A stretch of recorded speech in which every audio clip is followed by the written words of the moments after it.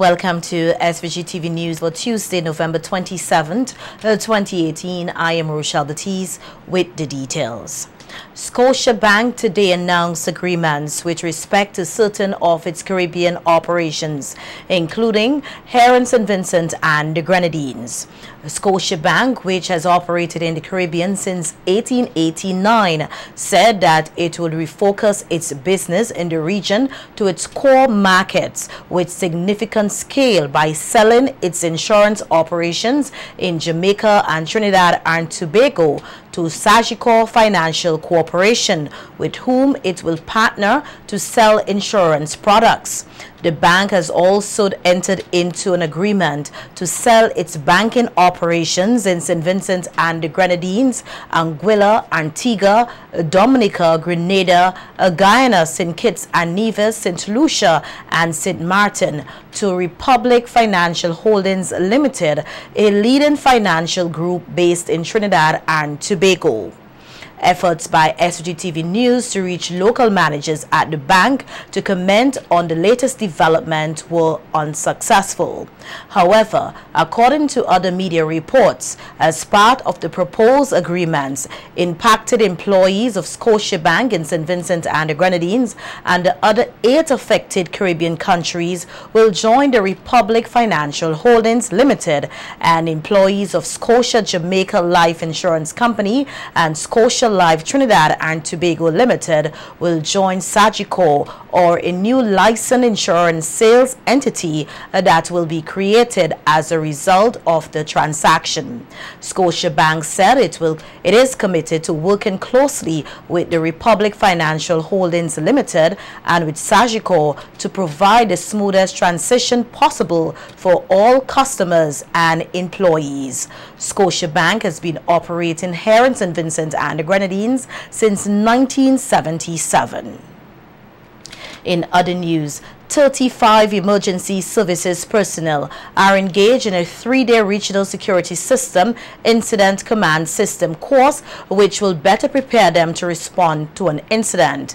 The training course, which commenced earlier today at the National Emergency Management Organization's conference room, seeks to improve SVG's joint emergency services response to critical incidents, especially at the command and control level, to enhance the multi-sectorial approach to the management of an incident or event, and to standardize the on-scene multi-sectorial coordination and management of an incident. A director of NEMO, Michelle Forbes, said there must be a unified response from all stakeholders in order to effectively manage incidents, and the incident command system is the best tool to get this done. Forbes said the training is timely as the need for incident management continues to increase over time. This course will demonstrate the need to understand your emergency protocols, if you have one, and if you don't, the need to have one, and the persons and agencies responsible for initiating and responding to an event. And it will also allow you to build the partnerships and the camaraderie that is needed at the national level. I know a few persons here today would have done the ICS course before. Don't say, okay, the ICS course again. Treat it as a new experience for you, especially the firefighters. And be willing to learn, as we are now entering a new age where we have the international airport, Argyle International Airport. We have increased cruise arrival.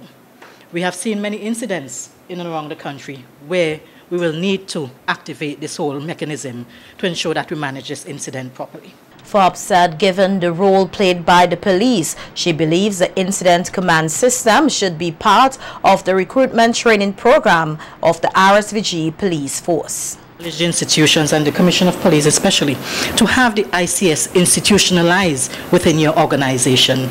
Every member of the police force must have this at basic training, from the constable right up to the highest rank, must have incident command system as part of your Bible, if you want to have it that way. Because until we can do that, then we'll not be able to manage incidents properly. I'm happy to see that we have persons from the airport here, because we know it's a new time for them, never been exposed to this kind of training before, right, Hathaway? So it's a new experience, but because we have to step up to the game, because we are being looked at from international organizations, how we manage an incident. And the reports go out whether we have managed it well or not managed it at all. So I want to challenge us as we go through the 3 days. Have fun, enjoy it, but at the end, remember what is your purpose. If there's an incident, we have to control and manage each incident effectively.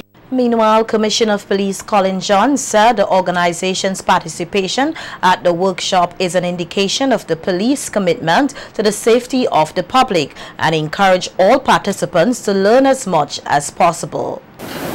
As a police force, we have selected some persons here to conduct the training. You would be equipped with certain skills and certain knowledge as regards disaster management. You would be expected, when called upon, to act in an efficient and effective manner. I just want to once again reiterate that you participate fully in this training and that you represent your entities well, whether the airport, the medical fraternity, the seaport, the police well. Make yourself proud, make your country proud, make your institution proud.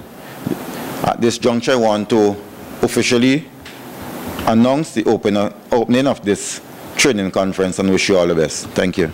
Public servants across St. Vincent and the Grenadines have been challenged to use their skills and knowledge to further develop the public service. The challenge was issued by Acting Chief Personnel Officer at the Service Commission's Department, Arlene Regisford Sam, as 113 public servants successfully completed the Public Service Development Training Program.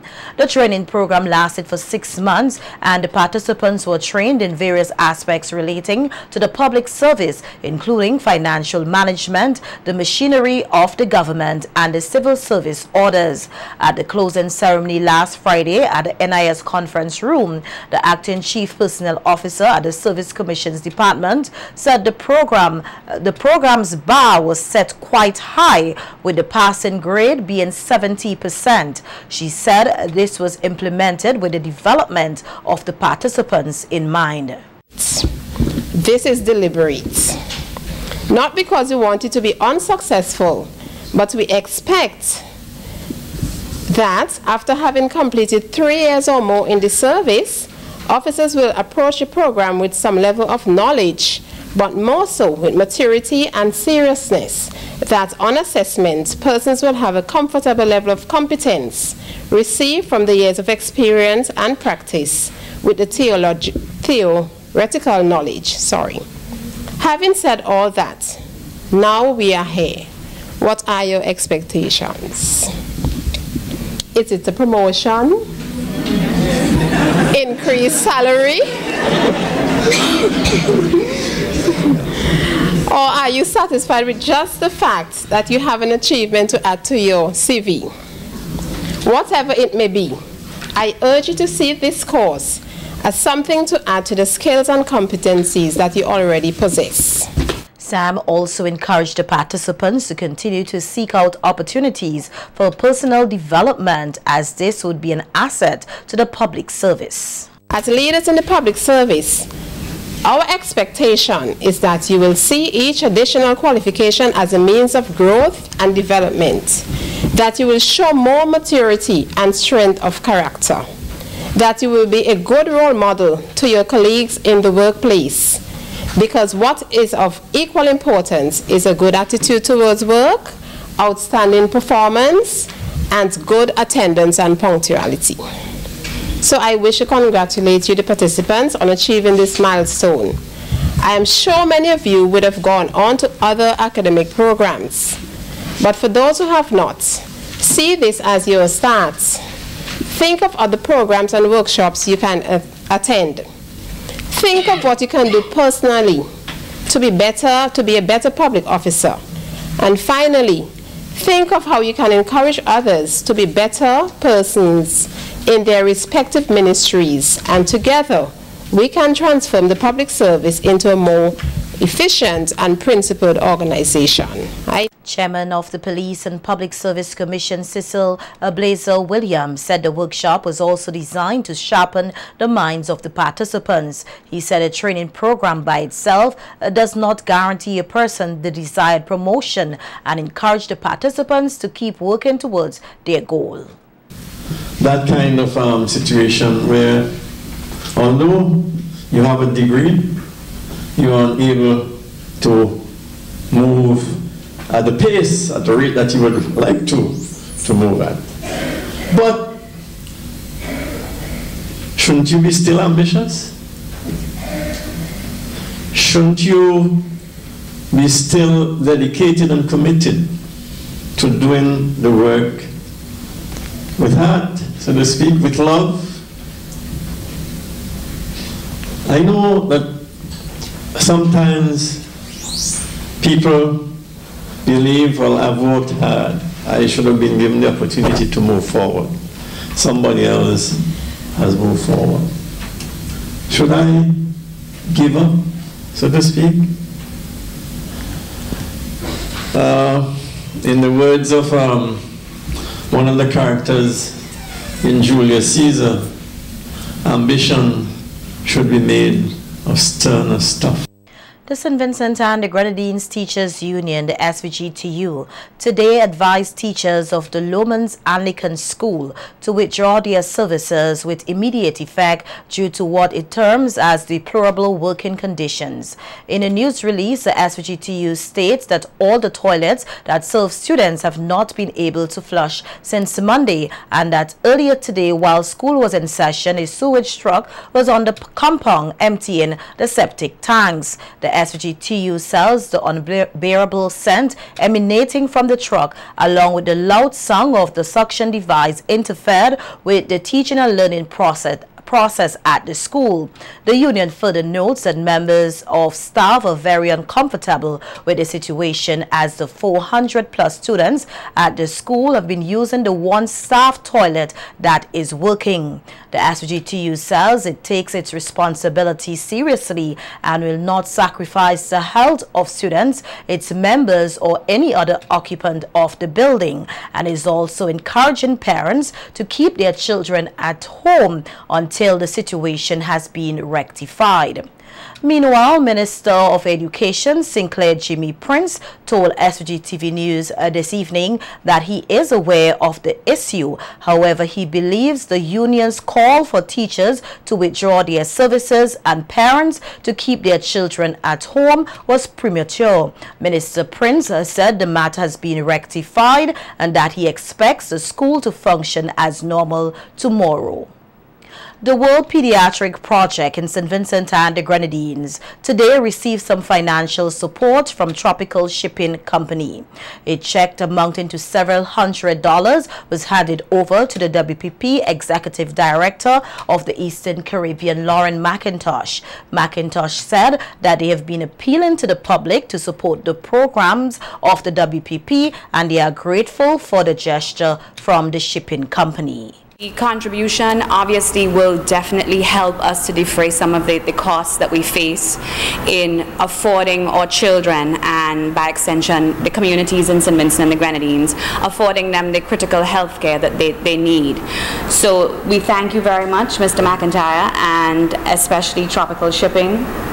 You're here on behalf of them, so thank you very much. We really appreciate the contribution, and we look forward to ongoing support from the company in future.